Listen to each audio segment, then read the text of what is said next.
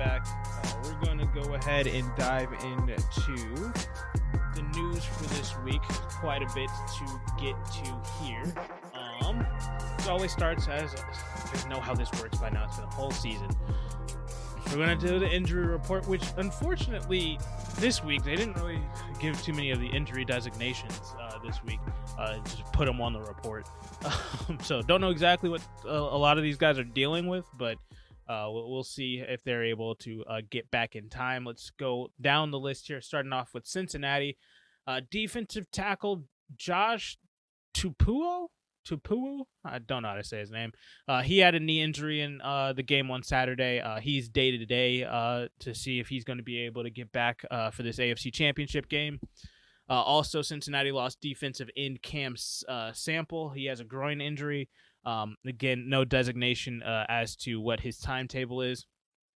Kansas City, they lose safety Tyrann Mathieu to a concussion last week. He is in concussion protocol still today. So that's really what it's going to come down to, if he can clear concussion protocol and be back for next week.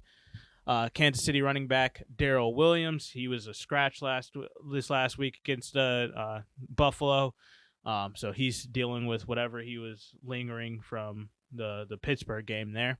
Mm-hmm. And they also ended up losing Rashad Fenton, cornerback. So hopefully they can get him back, because Lord knows they need everything that they can get again with those DBs over there.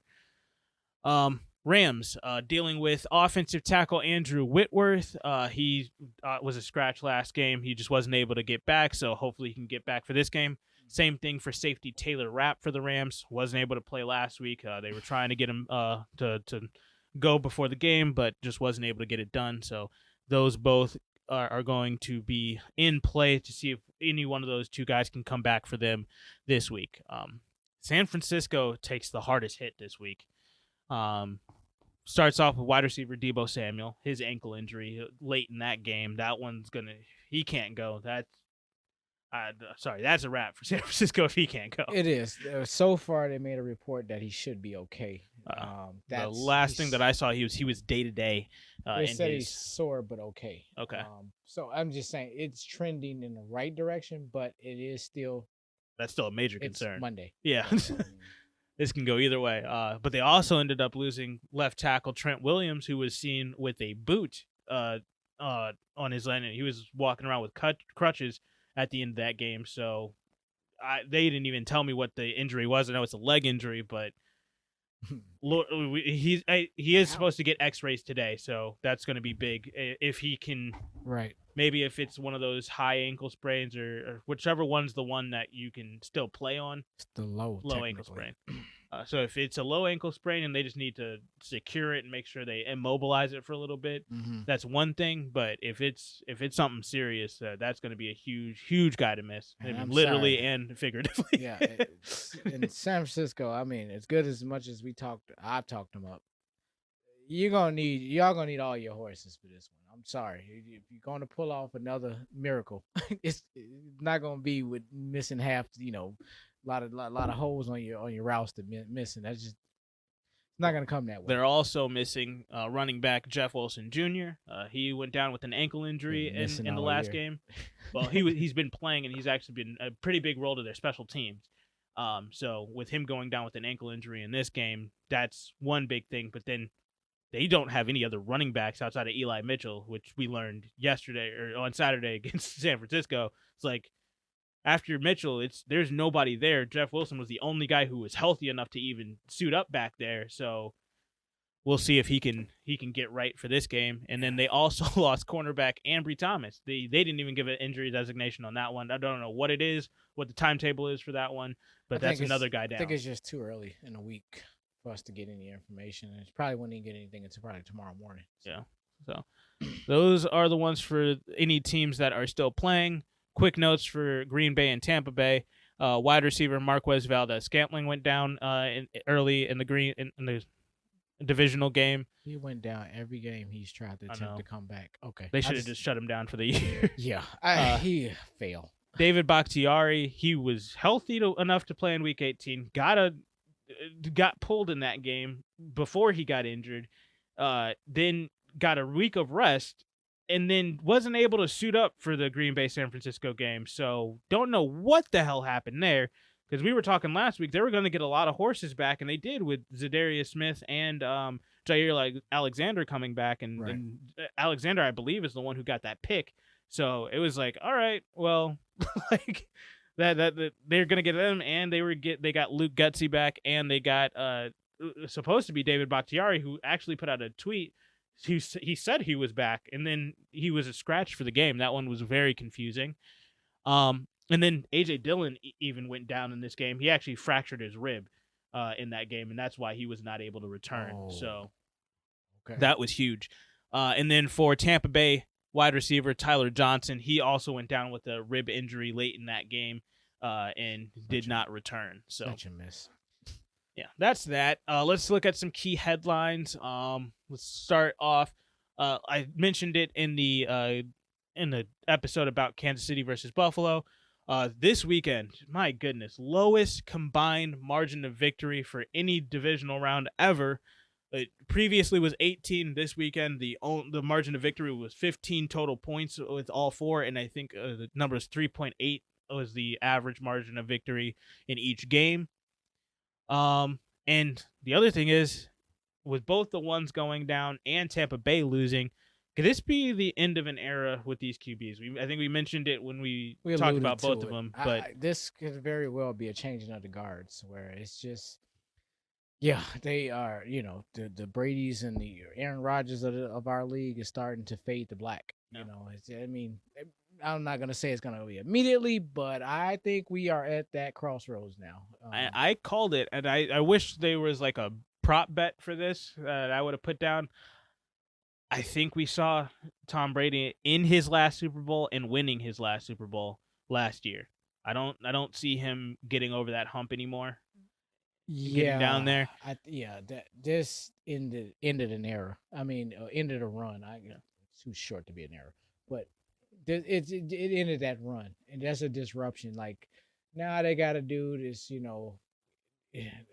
as Mr. Arians want to put it, this reload, not a rebuild. Yeah. Well, good luck. You're right back in the boat in the barrel with everybody else. You're still gonna have to do some of that salary cap magic and that wizardry you pulled off last year. Right. I'm curious to see. Okay, you did it once. Now you're gonna do it a second year in a row. And now, do you even want to bring everybody necessarily back? Because you're gonna like any other team, you got to evolve. Some things got to change wherever that may be. We'll see where they do that at. Exactly. Brady's going to be 45 at the start of next season. Just, you can't go into next season like, yep, you got the Rams. Yeah, you can say you got Green Bay and Tampa Bay. Well, slow down on both of them two teams. You know what I'm saying? I think preseason projections are going to be a lot different than what we was looking at a year ago. This offseason we got to get to the offseason first, because there's a lot going to be happening. And like I said, and I'm saying this with a 3-game caveat that's still looming over our heads right now. Like, there's a lot of more football still to be played here. Tom Brady even came out, and when he was asked about his future, his exact quote is, "We'll just take it day by day." So that clear as day is he's already thinking. I think there was a leaked quote from a private conversation with Brady that he was alluding to it before this week, that possibly this could be his last run. So we'll see how this all plays out. It's hard to imagine him going out like that but because just from what we know about Tom Brady over the last 23, 24 years. But regardless, he's been, 10 Super Bowl appearances, 7 Super Bowl wins. This dude has done everything that he possibly could. When it goes down to the NFL, there's really no correlation between great career or great player and some storybook finish. It's usually it ends where it ends. And that I don't put a whole lot of weight into that, because that would never supersede what this man did in his career. For sure. I don't care how he went out. Yeah. It doesn't matter. That's not even going to be the lasting impression. No, I'm going to remember exactly what he did in New England. Yeah, you can't. I'm not going to correlate, because for a guy like Tom Brady, you're right. It doesn't. For everything that he's done, clearly we're going to remember the legacy of Tom Brady in a different light.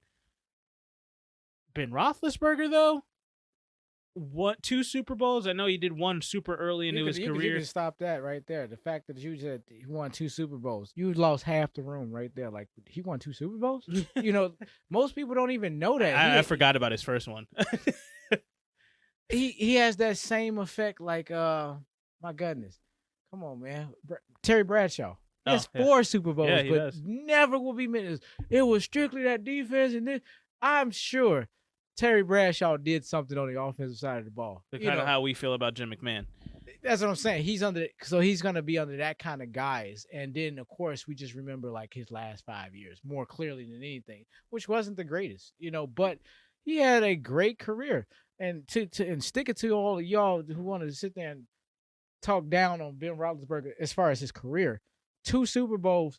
That's one more than I see Aaron Rodgers getting. Yeah, and I'm not even saying it. No. I'm saying I always bring it up because it's baffling me. Like, he's like that Troy Aikman. Like, he has these 3 titles, but no one would ever talk to him to put his name in the top category ever. I mean, because that's the thing about Aaron Rodgers to me, which I want to get to in a second here. With him, it's just like, you've got 1 Super Bowl, which is huge. Most players in the NFL don't get a Super Bowl, which is 1 Super Bowl is a feat all in itself. But for your caliber of player, you should have 2, 3, 4 for the way that you play football. Like that. That's the thing. And for where people put you on a pedestal, that's the argument. It's not the fact that you only have 1, because 1 is hard enough to get by itself.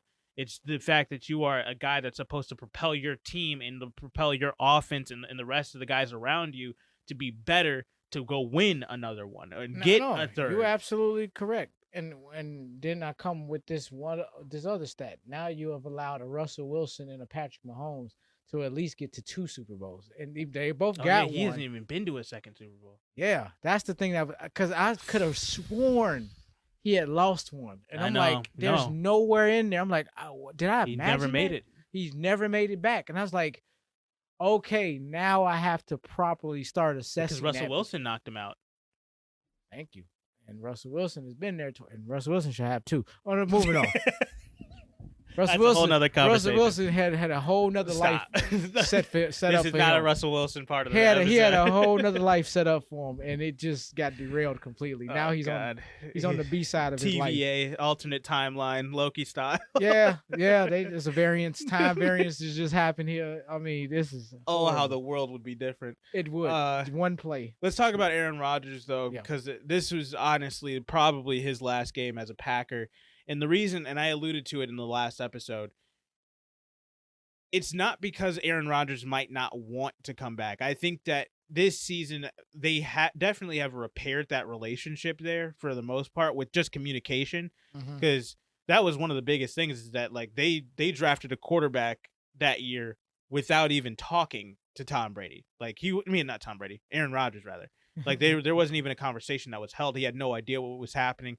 He didn't ask for it, but it was just like, that's one of those things where like even Chicago, when we went to go draft Justin Fields, they called Andy Dalton and said, hey, we're taking Justin Fields here, just so you know. Like that's just a respect thing for your number 1 quarterback. That's in a quarterback of his caliber. That's a dude that you give that notice to, like, hey, we are drafting this guy here, just so you know, just so you're aware.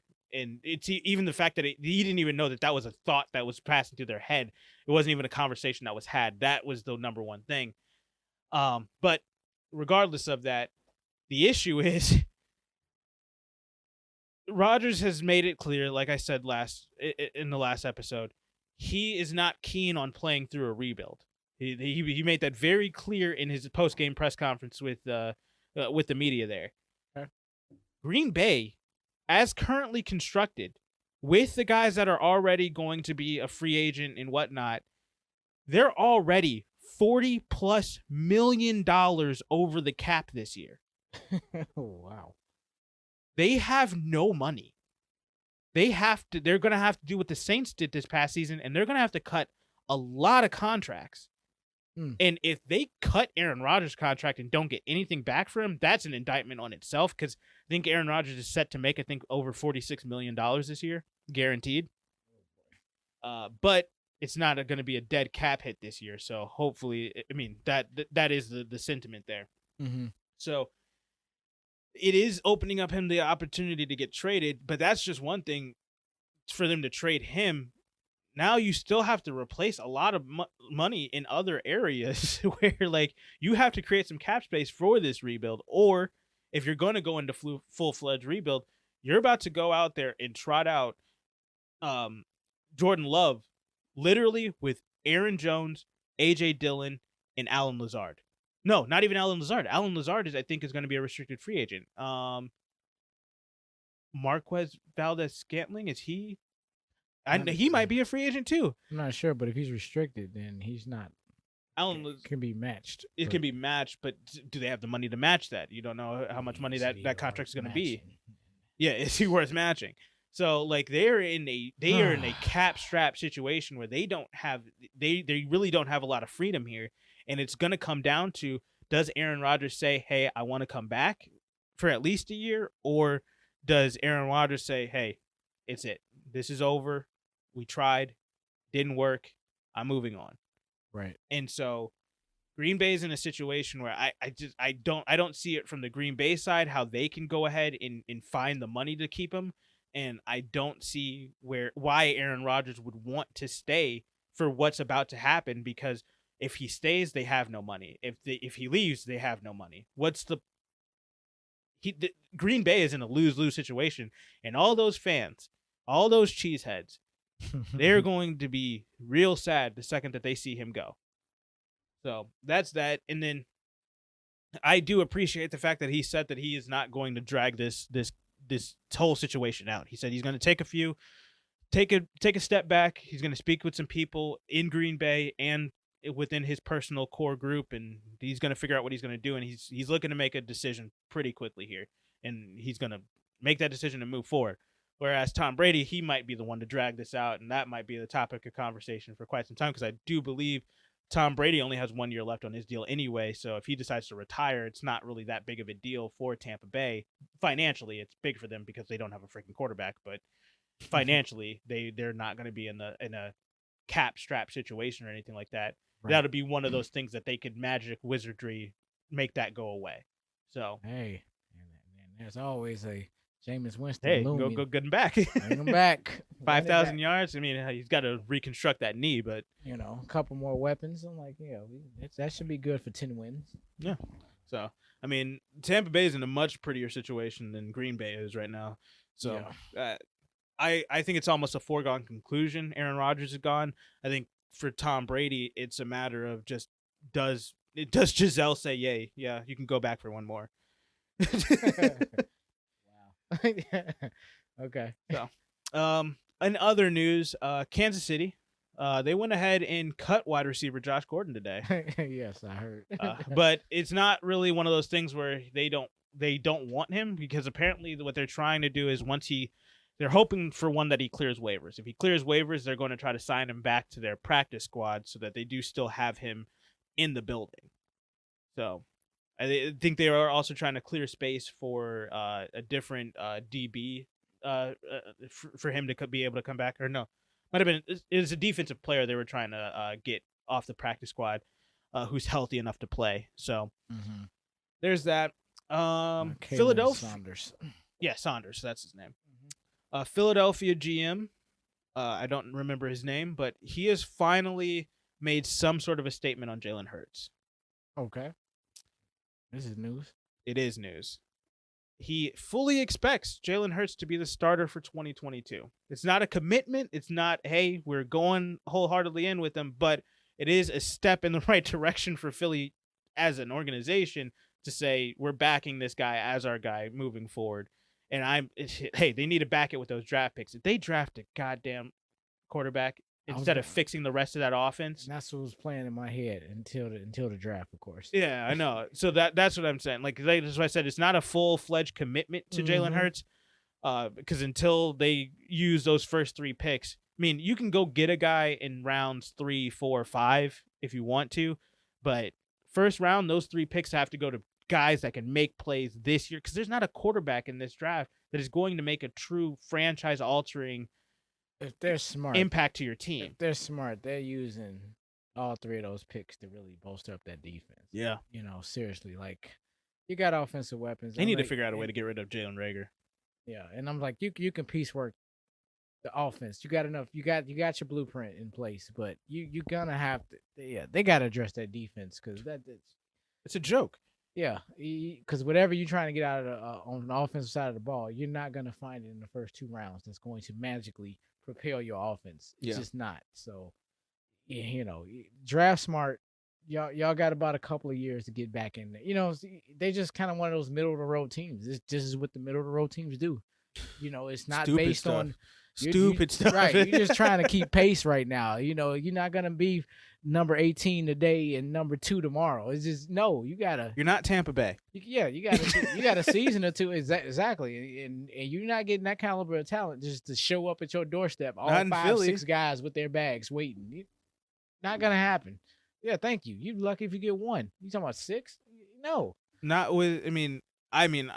They're 2 years If I'm away. a guy out there on the offensive side, yeah, I'm looking at Jalen Hurts. It's like, he could be a guy in a couple of years, but there's still other guys in the league right now in better situations that are closer to being a year away than you guys are. So exactly, go out there, fix the rest of the team, put up a situation, and then really put pieces around Jalen Hurts as much as possible to truly find out if he's your guy moving forward. Because if you put pieces around him that are going to be good pieces, and he doesn't elevate his game or elevate the game of the others around him, then then you can move on. But you don't have the pieces around him, and he looked damn good this year for not having any pieces around him. So let's see what he's got. Right. A last thing before we get to some of the NFL hiring process that some news has begun to come out in. I mentioned it before. I'm just going to reiterate it one more time. I mentioned it in that Buffalo, Kansas City episode. Fully expect for there to be a rule change under consideration for overtime this offseason. Just be prepared. That is going to be topic of conversation in this offseason during that league meeting time of the year just before we get ready for OTAs and the NFL draft and all that stuff. Mm-hmm. Once all that stuff is going down, NFL draft is done, OTAs begin. We start getting into mini camps area when the owners start coming back from their vacations.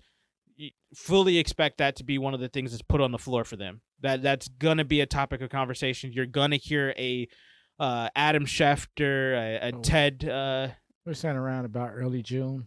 Yeah, we're in there. Yeah, it's gonna be conversation this summer. Be prepared, and make your voices heard. If you want to keep it the same, make your voices heard. Try to petition. Do whatever you want. If you want to see some changes, do the same thing, because you got to be loud about it, because the NFL is going to do what they think the fans want. And if you don't say what you want, they're just going to do what they think is best. And we clearly know they clearly don't know how to make rules. Right. So that's that. Let's talk about the hiring process, because a few guys have been hired. A few guys have been fired in this past week. And there has been quite a bit of motion in these interview processes. So let's start with the rumor. I don't know if you saw this headline today, but it was actually quite interesting to me. It's something that I mentioned a couple weeks ago. New Orleans head coach Sean Payton's future is quite uncertain in New Orleans right now. Owner Gail Benson confirmed she has no idea what Sean Payton's plans are moving forward. That's interesting. Apparently, he was supposed to be back this past weekend. After they had like a week off for. Apparently, he was supposed to be back for some coaches just meetings and whatever, and he wasn't. And Gail Benson said, "Yeah, we don't know what is happening. We're not quite sure, but we haven't gotten confirmation either way what he is planning to do, whether he wants to retire, wants to stay with this and rebuild, or if he wants to be elsewhere. But he is under contract through 2024. So if he is going to want to continue coaching outside of New Orleans specifically, they will have to conduct a trade. Dallas, don't hire anybody until you see Sean Payton make his decision on what he wants to do. Payton to Dallas. That's interesting. That would fix everything Dallas has an issue with. Maybe. I went, if he brings his staff with him. I went ham about Jerry Jones, so I said maybe. Yeah, fair. You're right. So I get it. That sounds great, but yeah, I have to see how this works with the likes of a Jerry Jones. Yeah. So that was my only thing. But that is very interesting. Because I brought it up a few weeks ago about Sean Payton to Dallas, and I was shot down real quick about it. But it's actually a real thing. It's a real possibility with him not making it known that he's ready to come back for 2022 with the New Orleans Saints. That's shocking as an organization. If you're New Orleans, I'm like, if I'm a fan, I'm just about ready to put the brown paper bag back over my head because that's the direction. No, I get. I'm not. No, look, Peyton's out of there. You have just severely diminished the value of Alvin Kamara. You diminished the value of that franchise. You do. I just wanted to start there because this is like, and that's not taking nothing away from Alvin Kamara. Like, he should be able to be successful wherever he goes. But I just like, man, that is too much of a change. And he has been such an integral part of this offense and this organization to the point where he leaves, that has to directly affect you. It has to, in a negative way. I'm not looking for some underdog story with this guy. But my point being is that is a devastating move. You can't lose your coach. Not a coach of that caliber. Give me a short list of people that can actually, if I replaced him, I'll be fine with that, or we'll be in a much better place. That's a very small list, whatever that list may be consist of. There's not a lot of names where I'm just gonna be like, you give me these 10 guys, I'll put them any day over. I can't say that, and so to hear that, that's shocking. Now, say New Orleans is forced to trade him, and Sean Payton says the only place I'm going is Dallas. That's the only team I'll re-sign for. Mm-hmm. If you're New Orleans, do you take a trade with a couple of picks, sending Sean Payton over there, you're receiving back a couple of picks from Dallas, and Mike McCarthy? Oh, no, that's deal killer. So the fact that you said and Mike McCarthy, the fact that you had to just throw him in at the back, nope. That's okay. Because I was waiting to see where you were going with that. Nah, I'll rather take your chances with a new coach. Maybe even stay in house and take a coordinator and just promote him over. I would not get Mike McCarthy. I'm just sorry. No. All right. Well, that's it. That's all my own coach. We had a couple of hires this past week as well. Starts off with the coaching realm. Not a head coach. No head coaching positions filled. But Carolina filled their offensive coordinator position. Ben McAdoo. Grabbed him from obscurity. I don't even know where he's at right now, but I do know that he was trash in New York with the Giants. So I don't know what they saw in him as the offensive coordinator or what offensive mind they thought they were getting, but this is the man who benched Eli Manning and ended his streak just to take on Geno Smith for a week. Didn't even want to play Kyle Lauletta. They wanted to go with fresh out of New York Jets Geno Smith, who still hadn't proven anything good until he got to Seattle. Geno Smith. So this is the decision making New York's going with, Carolina rather is going with, and this hire to me puts a real big damper on my thoughts on Matt Rule. I really liked Matt Rule all the way up until this, but this is just bad decision making in my opinion. I'm hoping I'm wrong. I'm hoping there's something in Ben McAdoo that I'm missing. But from everything that I've seen, this is just a bad hire, and this is about to end as poorly as it ended in Jacksonville. Yeah. We're the fact that it's this deep in the playoffs and we're having a conversation about the Giants. Yeah. in me. Nothing's changed. This is again Well, it's right. Carolina hired him. He's Okay. from the Giants. Carolina sorry. hired him as the offensive Carolina is the offensive coordinator. coordinator. Yeah. Former New York Giants head coach No, is now the offensive coordinator in Carolina. Yes, I do remember this guy. Oh gosh. Trash. Carolina is regressing fast. I just don't like it. They're free falling. I'm just waiting to see when do y'all stop hitting the branches and just land on the ground and finally figure out where you all are. Because I'm not comfortable and with this fan base. I'm a fan of this. I'm like, oh my god, we are in purgatory right now. Like, what direction are we going in? Because they're just free falling, you know. So that move and that signing would not give me any confidence personally. It's just Carolina. You're gonna have to look. Y'all seemingly were very aggressive last offseason, and now y'all have come done like a damn 180. Yeah, it's not good. I don't like it. No, I don't either. Well, speaking of the Giants also made the first hiring of the GM variety. They went ahead and signed former Buffalo executive Joe Schoen to be their new GM. So that's huge. I think Buffalo has been building we just saw what Buffalo is and what Joe Schoen has helped build over there. Mm-hmm. So if he can bring that to the New York Giants, that'll be a major step up. I'll say this. Joe Schoen is unproven as being the GM. He's never been a GM for, but he has been in the front office of a franchise that we've just seen be very, very successful.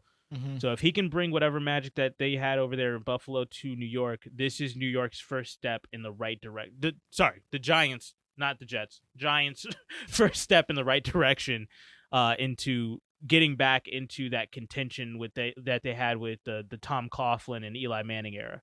So they need to start to. This could be with a few more correct things.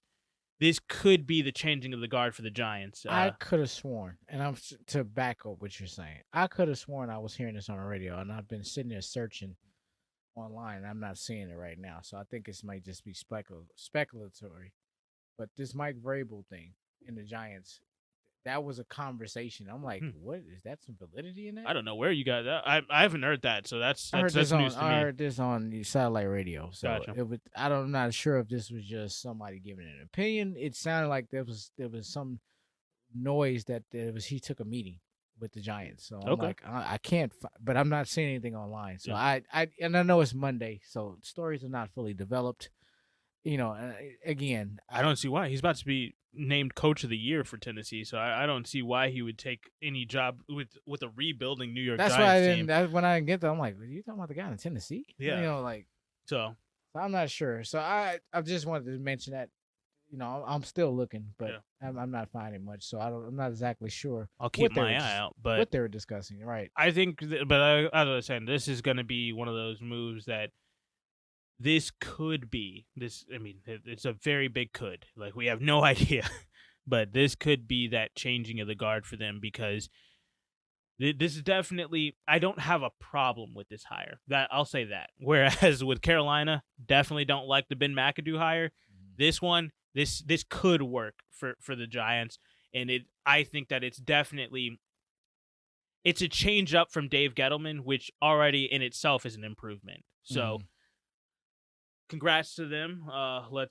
Good luck to you guys with that, and hopefully you guys can figure out what you're doing with the head coach at this point. And we'll see what Joe Schoen's first move is by seeing who he hires to be the head coach there. So that's going to be priority number one over there for Joe Schoen. Couple of firings that happened. Departures from their teams. Pittsburgh defensive coordinator Keith Butler, he decided to retire. He's no longer going to be over there. Seattle defensive coordinator Ken Norton was fired last week. That's a scapegoat move if I've ever seen it. Yeah, we made a quick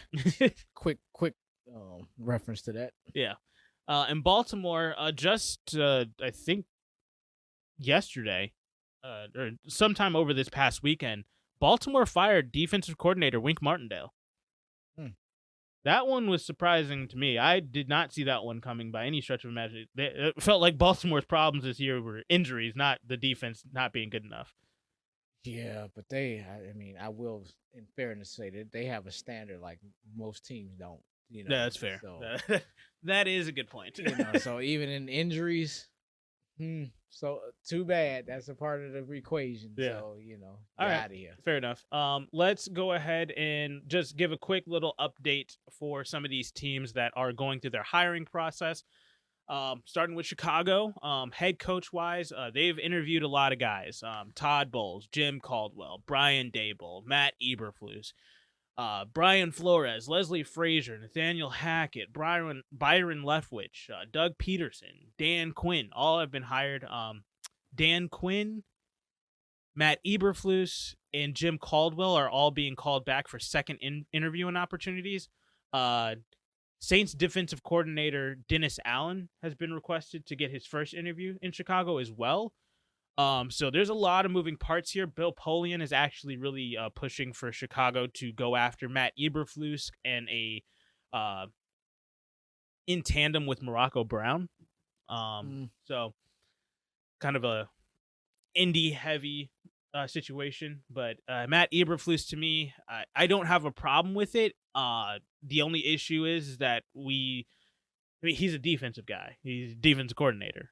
But typically defensive coordinators have really good offenses, and Chicago's not in the best offensive situation right now. So there's going to have to be a lot of rebuilding across the board. And I guess that's where Morocco Brown would come in. But I just don't see that being the best situation.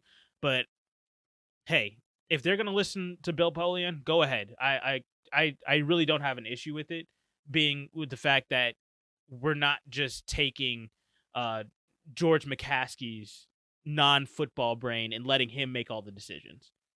If it's Bill Polian, like he really feels like Matt Eberflus and Morocco Brown are going to be the guys to lead us out of this purgatory of crap, and especially in a time where now the NFC North can be wide the hell open.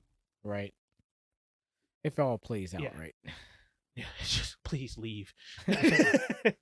But if that's the case, then yeah, I fine, and I really don't have a problem with Matt Eberflus, regardless if he's in tandem with Bill Polian or not. Matt Eberflus he's been the defensive coordinator of one of the top 10 defenses over the last 5 years in Indianapolis. He's just been year in and year out, just putting together a stud defense that just literally cannot be stopped. It's really hard to score against them unless you're Jacksonville, apparently. Right. Jacksonville in the last week of the season. But regardless, I really think that they do have a good situation over there, and so I wouldn't have a problem with him being the guy. I really don't know anything about these GMs, so I really don't know who I would really target there. I just want a guy I want a guy in the GM position who just knows football. Morocco Brown, he is a guy he's been the coach director of college scouting, and the Colts have had a really good drafts the last few years, so I really don't have an issue with it. So that's one thing. But just a guy that knows football is all I really care about there. The head coach, if you're going to go with a guy who's not offensive minded, I want a guy who is a culture builder. I want a completely different culture in Chicago. I want just the mindset to be different. The overall just feeling in the acceptance of mediocrity in Chicago, that needs to frickin' end. That is where I'm just like, that needs to be no more. We're never going to win another championship if we don't get that mess out of the organization. I haven't gotten that sentiment since the days of when Lovie Smith showed up. I know. And he made his Green Bay We fired him Packers after a 10-6 season. That's bullshit. Yeah. And they need to tell me. I mean, just making a point that's the type of inspiration I'm looking for when a new coach, because you listed off the names, and some of the names are fine, but is that going to be a good fit for Chicago? Is all I want to, because if it's not, it doesn't matter who it is, because I don't want another John Fox situation where I'm highly excited, but for whatever reasons and circumstances, all things just went to hell. No, the issue with John Fox was building a culture in the locker room that I really liked. Those guys were fighting for him, whereas they wouldn't, as a front office and organization, they wouldn't give him the pieces that he said that he needed to go ahead and move forward and to win football games. That was a year kind of like how Detroit is this past season, where Detroit, they fought tooth and nail for MCDC over there. Chicago fought for John Fox. The players did, but they just would not. I mean, John Fox came out and said, "Hey, I've been petitioning. Deshaun Watson needs to be the guy that we go draft." And no, we're going to listen to Ryan Pace, who I don't really know where the hell his football acumen comes from. But they go ahead and they listen to him, and he's all gung-ho for Mitch Trubisky, and that clearly was the wrong guy. So neither here nor there. Those are the names. I know they got some guys for second interviews.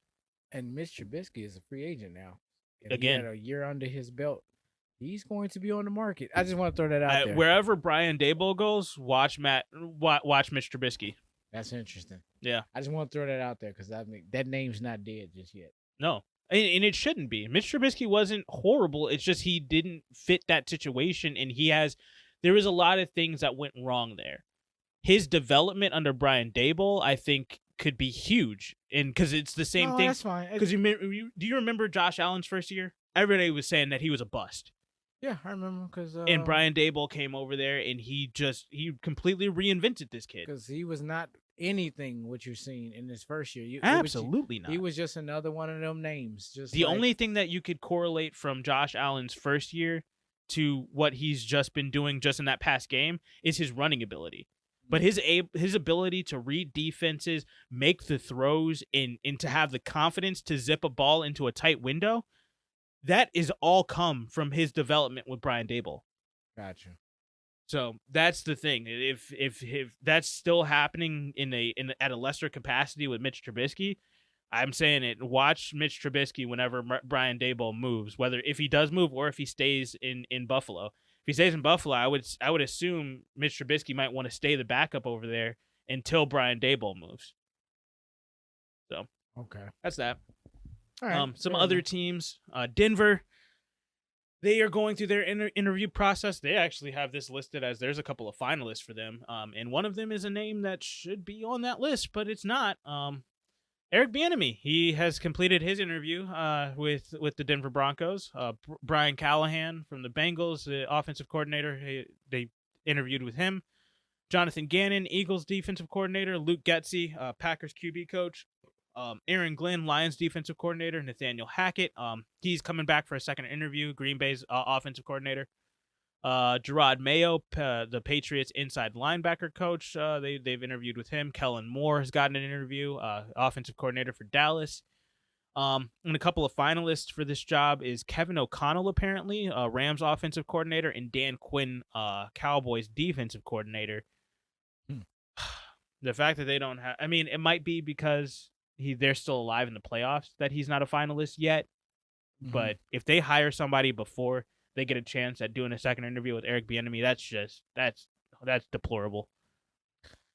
Yeah, we're gonna see how this goes.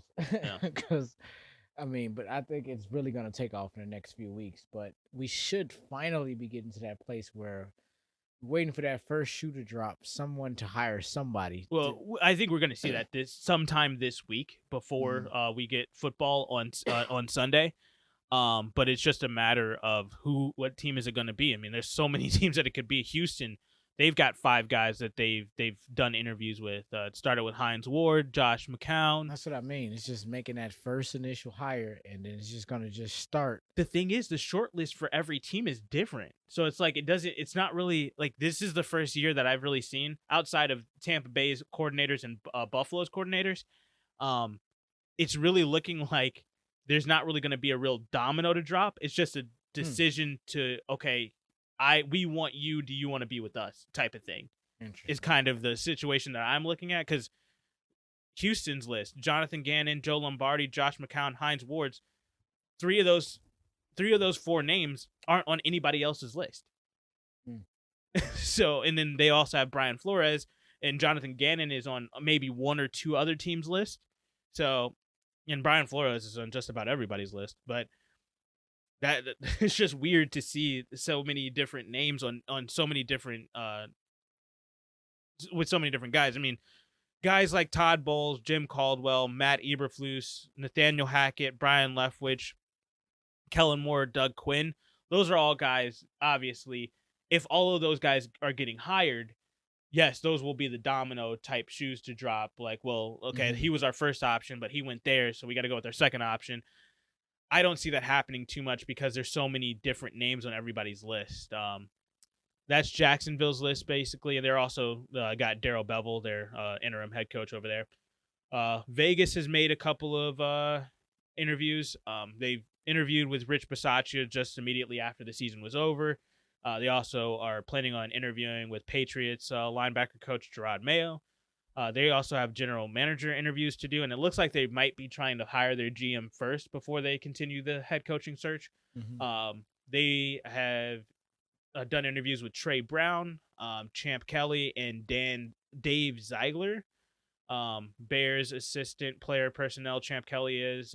Dave Ziegler is the director of player personnel for the Patriots, and a Bengal scout is Trey Brown. Ed Dodds is the assistant GM for the Colts. He's scheduled to do an interview with Vegas as well. Miami puts a few names on their list. Thomas Brown, Rams assistant head coach, a name that's not on anybody else's list. Brian Daboll and Leslie Frazier from Buffalo. Vance Joseph, who's not on anybody else's list. Mike McDaniel, who also is not on anybody else's list. And then Kellen Moore and Dan Quinn out of Dallas. Minnesota, they've got quite the list. Todd Bowles, Jonathan Gannon, Nathaniel Hackett, Kellen Moore, Kevin O'Connell, Dan Quinn. And then they have D'Amico Ryans, who I haven't seen on anybody else's list, and Raheem Morris as well. Rams defensive coordinator Raheem Morris is, and 49ers defensive coordinator D'Amico Ryans is. It looks like they might be gearing up to possibly go defense heavy again. Think so? I mean, 1, 2, 3, 4, 5 out of the 8 names are defensive-minded coaches, so see. Possibly see what they do there. They're also interviewing general managers at the same time. Brown's vice president of football operations, they're doing a second interview with him, and then Ryan Poles, the Chiefs executive director of player personnel. Then they've got guys like John Spiddick, Elliot Wolf, Brandon Brown, Glenn Cook, Monty Ossenfort, Catherine Raish, just names across the board for GM positions. Basically picking guys out of the executive positions in various different places. Giants, they've got quite the list. Lou Anarumo, the Bengals defensive coordinator, did not know the Bengals defensive coordinator's name before this. Brian Daboll, Brian Flores, Leslie Frazier, Pat Graham, who is their defensive coordinator. That might be, like you were saying, looking to hire from inside. And then also Dan Quinn. So it seems like the Dallas, Buffalo, and Tampa Bay is going to be your recurring guys, and then Nathaniel Hackett as well. But then Pittsburgh, they're interviewing defensive coordinators. They're looking to see if they can go get Patrick Graham out of New York as well. He's really the only person on their list at the moment, rumored to be on their list anyway. And then Seattle, again, they're looking at Joe Witt, the Cowboys secondary coach. So might be looking like Seattle is trying to turn their defense into a turnover-making defense. That's what I saw when I saw that move. Interesting. So we'll see what they do with that there. But those are really, right now, is what those situations are looking like. I'd be shocked if we didn't get our first head coach hiring anyway this week. That would be shocking to me, especially because this is the first season that you were able to do interviews 2 weeks before the season ended. So you would expect that there would be hiring sooner, but it now is the first hiring still is now a week behind what it was back last year before the new rule. So a little bit weird, a little bit wonky, and we'll see how that will end up shaking out. But any thoughts on any of those there? No, I just want to wait. It's too many names, too much going on. Yeah, There's a been lot of no names. hires, and it's just.